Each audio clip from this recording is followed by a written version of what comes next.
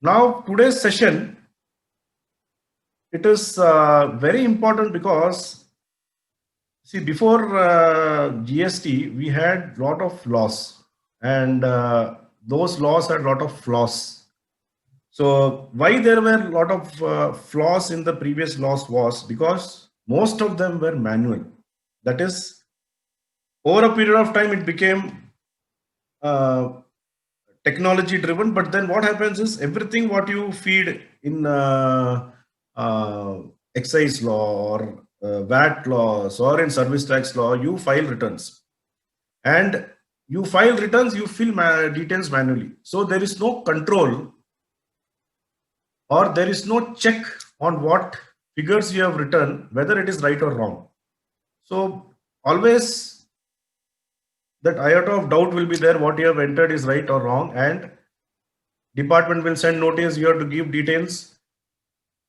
So what happens is the old laws were all manually driven. So there were no checks and balances there. So GST was actually introduced or was thought of as a technology driven law. Now technology driven means the involvement of a human will be minimized in GST, and the whole transaction from the purchase till sales, the whole chain will be actually recorded and monitored, and it will be actually technology driven. So when GST law was made, there was certain things which was mentioned in the GST law, but finally what came 1st July 2017 was the date when the GST got introduced. What was mentioned in the law and what came finally on 1st July 2017 was half baked, not even 50 or 30% of what was there in the law. So whatever problems in the earlier laws continued in GST law. So returns, now how you give this information to the government or how you actually make this as a technology driven. Return process is the method which is actually used in GST to record a transaction, give that transaction to somebody else to take the credit, then other person actually again makes a entry for his outward, adjust this input. So the whole chain of transaction in GST is through return process. So return process actually is the backbone of GST. If return process fails, GST fails. So that is the reason if you see from July 2017, there is a continuous, what do you say, changes, improvements, taking out this form, bringing this form. So return process has been undergoing lot of changes in last 3.5 years. And now in the last 42nd GST Council meeting, again one more decision was taken to revamp and make it more easier for the small taxpayers to file their returns. So yesterday I had told actually we'll start with a case study. This case study will give you a backdrop of why this GST return system has to be modified and made more easy, as well as the purpose of GST to make it technology driven and reduce the frauds what is happening now, which I'll come to the fraud cases after this case study. Now this case study will give you a foundation for the whole session. This case study is actually related or a judgment which has come from our own Madras High Court. Very interesting judgment, very interesting case, and which actually most of the companies or the SSCs are facing. If you relate this case study, definitely you might have faced a situation. Now, for example, Kuti, I am the supplier. Now I am the supplier, you all are the buyers. Just imagine that you are all are the buyers. Now because the supplier is always a bad guy, so I will be the bad guy and you are all are the buyers. Now I supply goods to you intrastate. So intrastate means what? Intrastate within the state. So within the state, what you charge? You charge CGST and IGST. This transaction happened somewhere in between July 2017 to August 2017.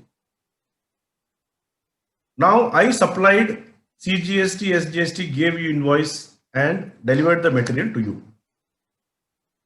Now what you did, you accounted this as a purchases and input tax credit you claimed as CGST, SGST, right. So I supplied CGST, SGST, you accounted as CGST, SGST, all fine.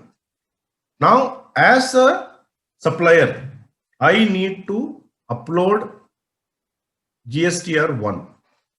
Now when I filed my GSTR1, what I did was, I by mistake, instead of mentioning CGST, SGST, I mentioned as IGST.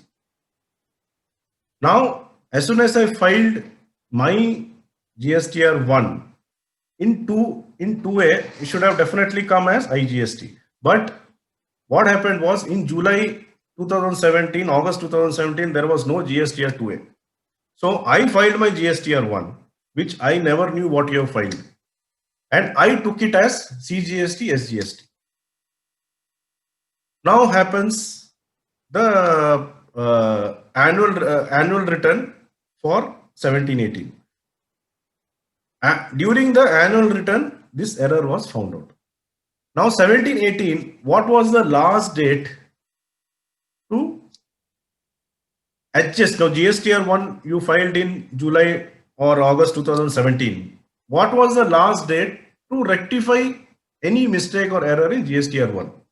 Last date was 31st March 2019. So government extended the date for any rectification in your outward supply in GSTR1, and they told before 31st March 2019 you can rectify. This mistake of 17-18 was found out in August 2019. So the date of rectification also over. Now when I am filing my annual return, I found this mistake because 2A, when it came, GSTR 2A got introduced somewhere in 2019. So in 19, I am seeing it is lying in IGST, whereas I have accounted as CGST, SGST. I have accounted correct. The supplier has made the mistake. I have made the mistake. So I call up, the supplier calls me up, and the customer calls me up, and he says, Kuti, you have done a mistake. While filing the return, GSTR1, instead of CGST, SGST, you have claimed IGST. You have given IGST. Now, that IGST is wrong. Actually, it should be CGST, SGST. Now, you have given me IGST credit. How I will take?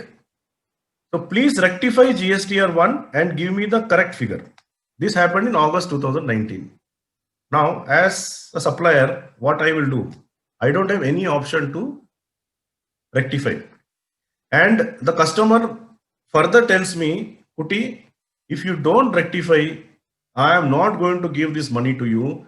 And whatever, suppose if I have paid also, in the future bills, it will be adjusted. So either you rectify and give it to me, or this amount will be adjusted. I am not going to pay this amount to you. So this also one warning he gave to me. Now what I will do? I went to my jurisdictional assessing officer. I told him, see sir, August 2017, an error happened. It's a human error. My staff, my assistant, while filing the return, they made a mistake on, instead of CGST, SGST, now it is IGST. IGST is a mistake. It is a mistake. It has happened. It is a genuine mistake. We didn't do it intentionally. Now, my buyer is coming and telling me he has not got the credit in IGST, in CGST, SGST. Now he wants me to rectify. You tell me how I'll rectify. Now the date of 31st March 2019 also over. So tell me how I'll rectify. As usual, the assessing officer says, no, time over. You get out. Now nothing can be done. So he straight away rejects our application. So now what I do is, I knock the door of Madras High Court. I knock the door of Madras High Court and I say, see sir, now you understand how this GST law was envisaged and how it has come. I told Madras High Court, see, when the GST law was introduced and when GST law was implemented, there was something called GSTR 1, there was something called GSTR 2, and there was something called GSTR 3. So how it should have worked was, I as a supplier will file GSTR 1. The recipient, the buyer will get the information in GSTR 2A. If any mistake, now this IGST, if he would have known that time, he would have corrected that in his GSTR 2. There is a return supposed to be GSTR 2 where he can delete or modify a entry which has come from GSTR 1. From GSTR 2, if he rectifies, it will come back to me in GSTR 1A where I can accept or reject his modification or deletion. And this 1A will again go and finally sit in GSTR 3. Now, as per law, there should have been GSTR 1, there should have been GSTR 2, and there should have been GSTR 3. Government, because of some reasons, they never introduced GSTR 2 and GSTR 3. So GSTR 1 was there, GSTR 2A was not introduced that time. So how come you can expect me as a supplier to rectify this mistake which I never knew it has happened until the buyer came and told me after 2 years, okay, this mistake has happened and the date of rectification had gone. Now you had given me a rectification date of 31st March 2019 and the government never gave a mechanism or the return mechanism of GSTR 2 or GSTR 3 never introduced. So the mistake from the government side of not introducing the GST return, and you are putting me in trouble where the input tax credit of my buyer cannot be transferred to him properly or rectified just because of the mistake of the government. So how a taxpayer should get affected, or they should get the loss for the mistake of the government, was my argument in the court. So Madras High Court gave the judgment in favor of the SSE. It's a very, very recent judgment, and Madras High Court told, see, they gave a notice to the department telling the buyer has to get the credit in CGST, SGST, even though GSTR 1 there was an error, he should not be denied the credit. Even if he has taken in CGST, SGST, if there is a mistake in GSTR 2A, it has to be corrected either technology through online or manually. So this was a judgment overall which Madras High Court, and this case is of Sun Dia-Chem. If somebody wants to refer this, Sun Dia-Chem, and